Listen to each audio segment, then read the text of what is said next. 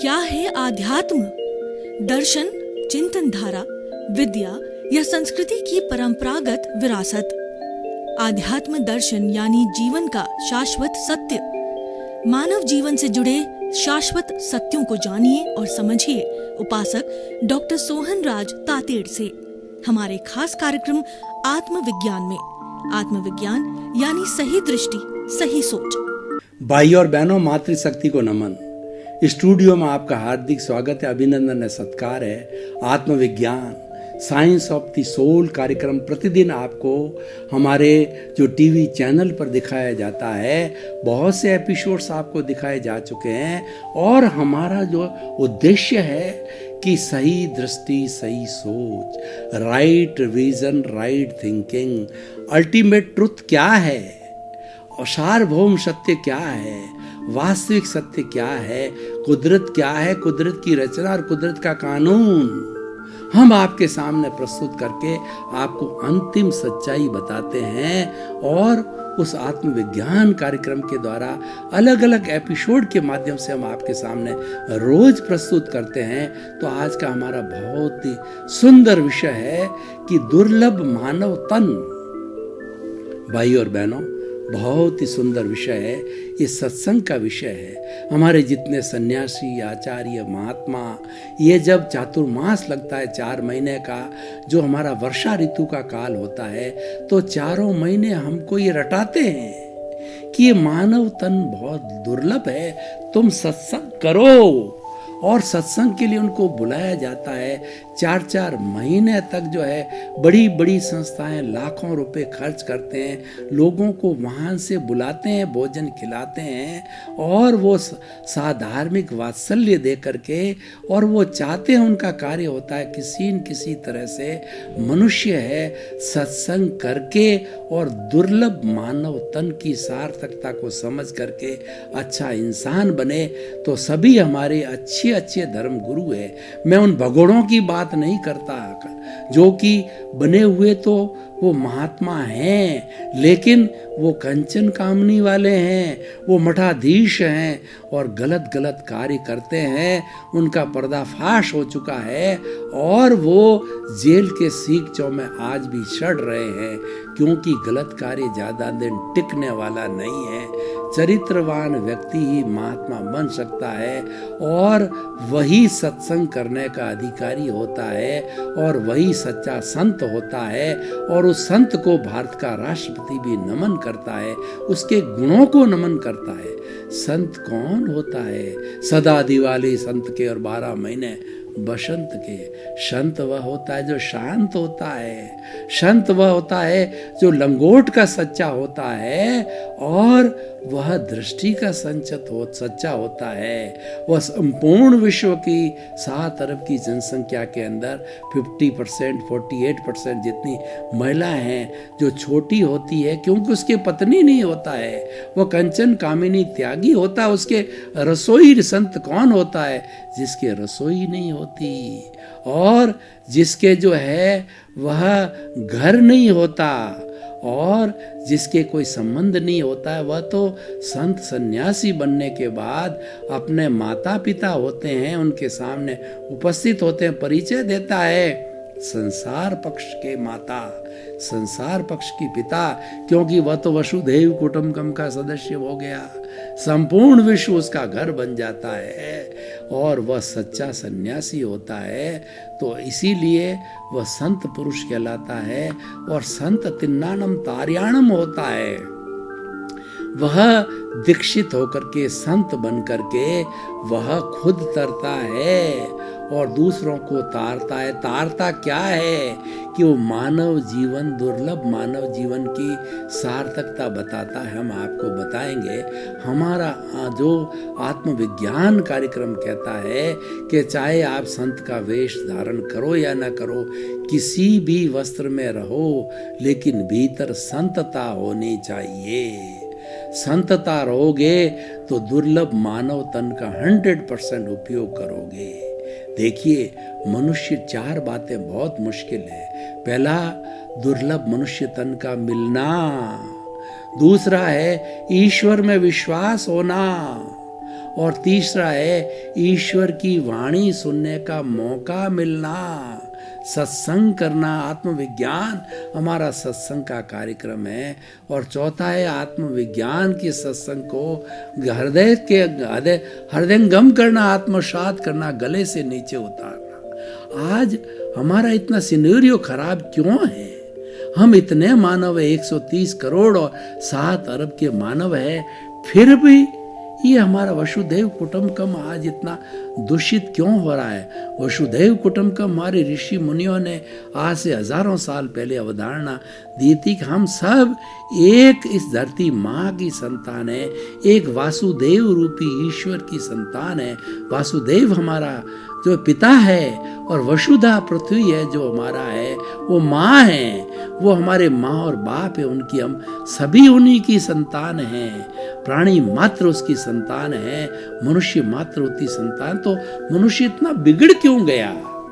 देखिए, आज इस प्रकृति माँ का, उस वसुधा माँ का जितना सबसे ज्यादा दोहन, सबसे ज्यादा सुख दे रहा, दुख दे रहा है, वो मनुष्य दे रहा है। अरे उसकी संतान होके माँ को दुख दे रहे। आज माँ करा रही है, माँ कह रही है कि मेरी संतान कपूत हो रही है। उस मेरी संतान ने, जिसको कि मैंने जन्म दिया, उस संतान ने मेरी पृथ्वी, जल, अग्नि, वायु, आकाश, पंचभूतात्मक मेरा जो शरीर है, पृथ्वी को कितना दूषित कर दिया। पृथ्वी मेरी पृथ्वी को जो है वो इतना गहरा उसने जो है छेदन भेदन कर दिया है, 10,000 फुट तक नीचे चला गया है। पेट्रोलियम निकाल रहा है, पानी निकाल रहा है, 106 तरह के जो विज्ञान ने तत्व किए। मेरे सीने को उसने जो है छलनी कर दिया है, और वो माँ करा रही है, और करा करके वह हमारे को श्राप दे रही है। किस रूप में शराब दे रही है? देखिए, अतिवृष्टि, अनावृष्टि, भूकंप, सुनामी, ये सब माँ का जो है हमको अभिशाप है। माँ दुखी होकर के हमको दे रही है और हम भुगत रहे हैं। आज टीवी, आज जो है वसुधैव कुटुंबकम को दूसरे शब्दों में कहिए ग्लोबलाइजेशन हो गया है। आज उस ग्लोबलाइजेशन ने पूरे विश्व को एक गांव बना दिया है। पूरी सृष्टि है गांव के रूप में है, और उसकी जो अलग अलग जो उसके मोहल्ले हैं, अलग अलग देश है, उस मोहल्लों के अंदर अलग अलग स्ट्रीट है, वो हमारे राज्य के रूप में है। और हमारा घर है, वो हमारा एक छोटा सा स्वयं का अपना घर भी आइडेंटिफाई कर दिया उन्होंने, जो अर्थ ग्लोब के माध्यम से आपका घर कहाँ है वो बता देते हैं। सबको पास ले आए हैं। वसुधैव कुटुंब की अवधारणा को आज विज्ञान ने सिद्ध कर लिया है, लेकिन इंसान नजदीक तो आ गया है, मनों से दूर हो गया है। मनों से दूर का अर्थ यह है कि वो प्राकृतिक नियमों का पालन नहीं करता। वो तो इतना पापी हो गया, इतना ग्रीडी हो गया है कि मनुष्य के लिए कहा जाता है कि अगर इस माँ की जितने भी जो संपदा है, जो कि 84 लाख जीवायोनि को भरण पोषण की जा सकती है, एक व्यक्ति भी उससे धापता नहीं है। एक व्यक्ति और 84 लाख के असंख्य प्राणियों का निर्वाह हो जाता, कितना लोभी हो गया। इस कारण वो जल का प्रदूषण कर रहा है, वायु का फैक्ट्रियां लगा के प्रदूषण कर रहा है, जल का कपड़े की और जल के संबंधित कपड़े जो है लेदर की फैक्ट्रियां लगा के जल को इसको प्रदूषित कर दिया कि आज प्रशुद्धित जल से असंख्य प्राणी और पशु पक्षी और मनुष्य स्वयं मर रहे हैं। अशुद्ध वायु प्रदूषण से असंख्य जीव जंतु मर रहे हैं, मनुष्य स्वयं मर रहा है। प्रदूषित आकाश से इतनी कार्बन डाई बढ़ गई है, सांस लेना दुर्लभ हो गया है। तो भाइयों बहनों, पंचभूतात्मक प्रकृति कितनी प्रदूषित हो गई है। व्यक्ति स्वस्थ रहना चाहे तो नहीं रह पाता। भोजन अशुद्ध है, पानी अशुद्ध है, आखिर इंसान करे तो करे क्या।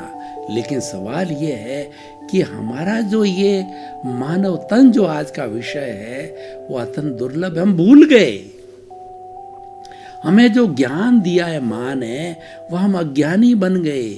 हमारा ज्ञान क्या है कि आप जो भीतर बैठे हुए प्रभु की पहचान करो, तुम्हारा प्रभु अनंत ज्ञान वाला है, अनंत दर्शन वाला है, अनंत शक्ति वाला है, अनंत सुख का धाम है, और यही ईश्वर है।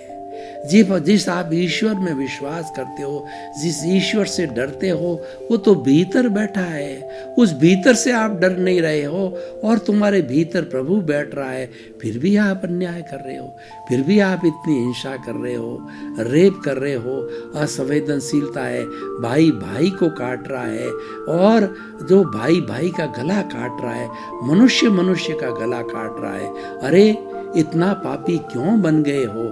क्योंकि हमने अवचेतन मन, हमारा जो ये हमारा प्रभु है, वो हमारे तन की हमने दुर्लभता को नहीं समझा। देखिए, ये मानव तन पिछले जन्म के अंदर सुकृत करने के बाद सबसे अच्छा कार्य किया है जब हम मानव तन मिला है।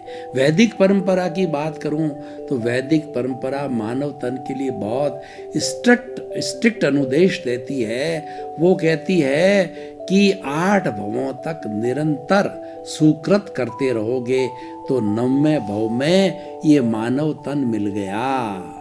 अगर उसमें कुछ गड़बड़ हो गई तो 99वें भव में जाकर के फिर मनुष्य भव मिलेगा। सुकृत रहो, उसमें भी भूल हो गई तो 999 भव के बाद में मानव तन मिलेगा। और सारे बीच वाले भव है आप नरक गति, तिर्यंच गति और देवगति में जाने का तो प्रश्न नहीं। नरक और तिर्यंच के अंदर आप घूमते रहोगे। पशु पक्षी पेड़ पौधे नारकी के जीवन पंचेंद्रिय वध करके बनते रहोगे। देखिए, हम मानव तन की बात करते हैं तो मानव तन के अलग 4 गति है, नर गति, तिरंज गति, मनुष्य गति, देव गति। इनका आयुष्य कैसे बंधन होता है वो हम थोड़ा ऐसे जुड़े हुए बातों को समझाना चाहेंगे कि आखिर मनुष्य जीवन कैसे मिलता है। नरक गति में कौन जाता है?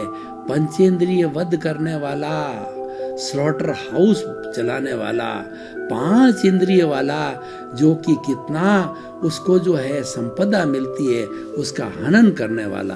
मनुष्य का, गाय का, भैंस का, पेड़ का, पशुओं का, पक्षियों का।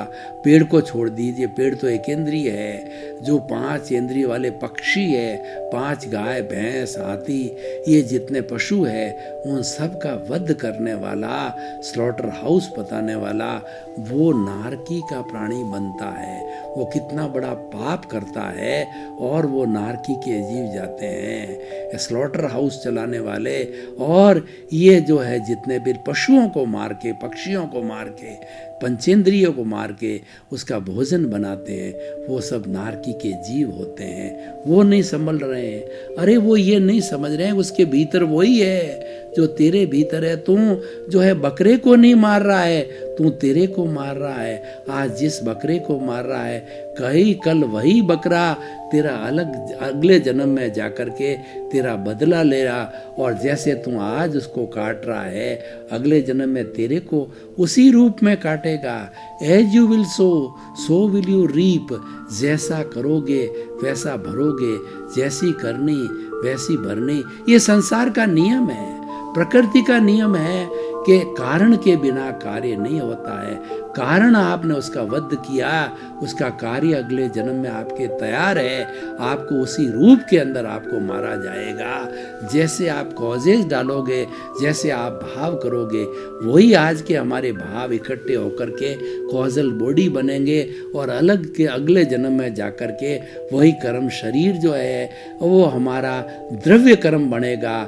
ज्ञानावर्णीय, दर्शनावर्णीय, वेदनीय, मोहनीय, आयुष्य, नाम, गोत्र, अंतराय, उसकी 148 प्रकृति रूप वाला कॉजल बनेगा, और वैसे ही आपको आयुष्य मिलेगा, और वैसे ही आप कर्मों का भोग करोगे।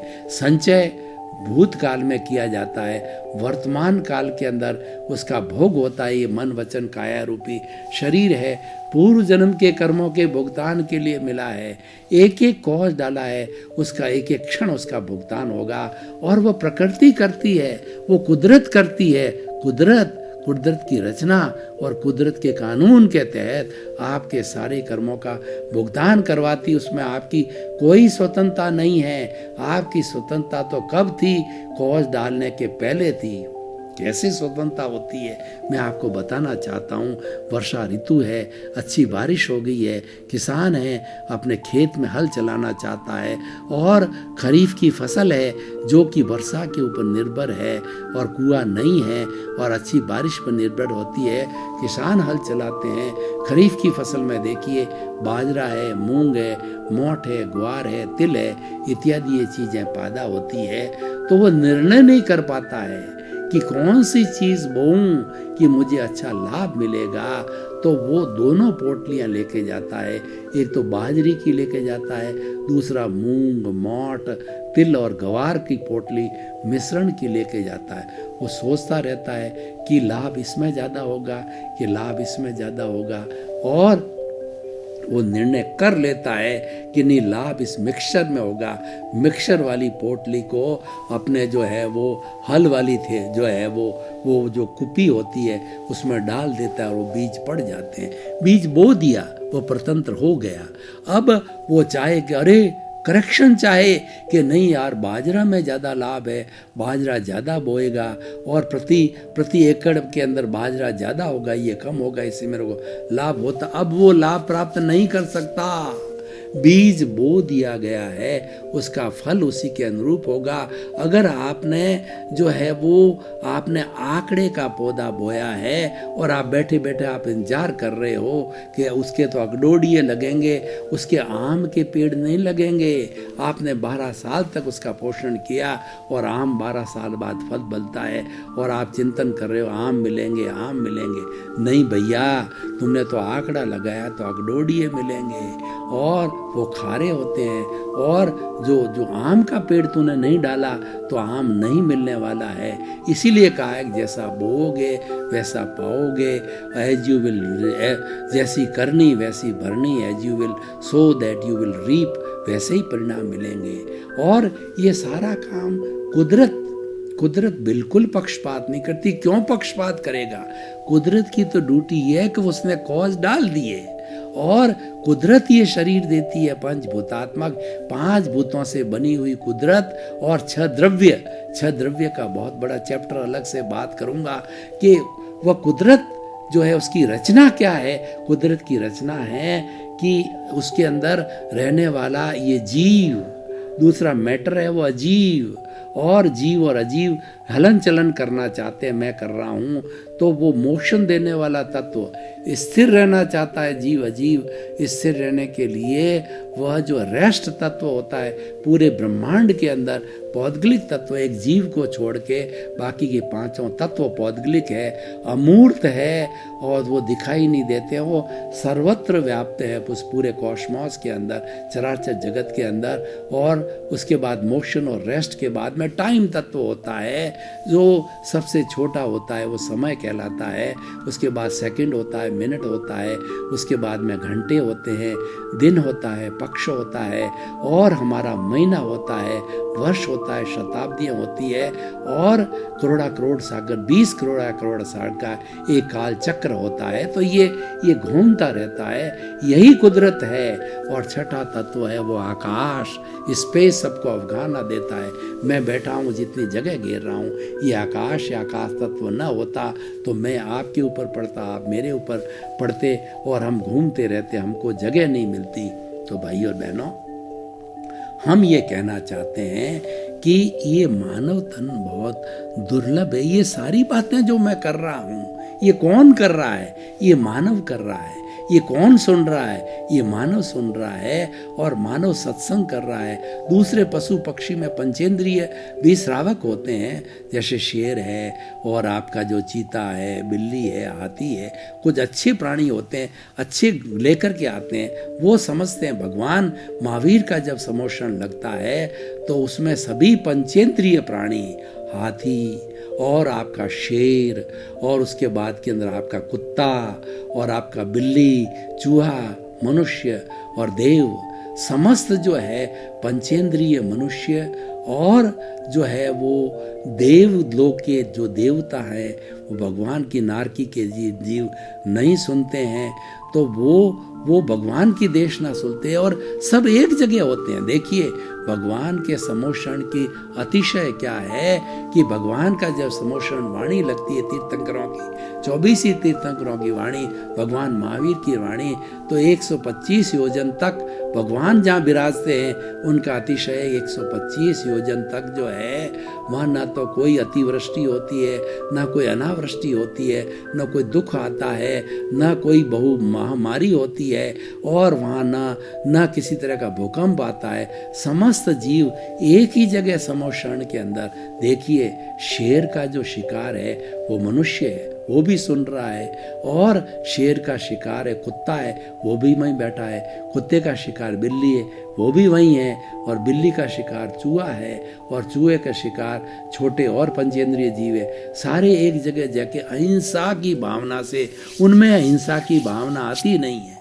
भगवान के समोषण में जाने पर शेर भूल जाता है कि मनुष्य का शिकार करूं, कुत्ते का शिकार, कुत्ता भूल जाता है कि बिल्ली का शिकार करूं, बिल्ली भूल जाती है कि चूहे का शिकार करूं, चूहा भूल जाता है कि और छोटे प्राणी जो उपस्थित उसका शिकार करूं।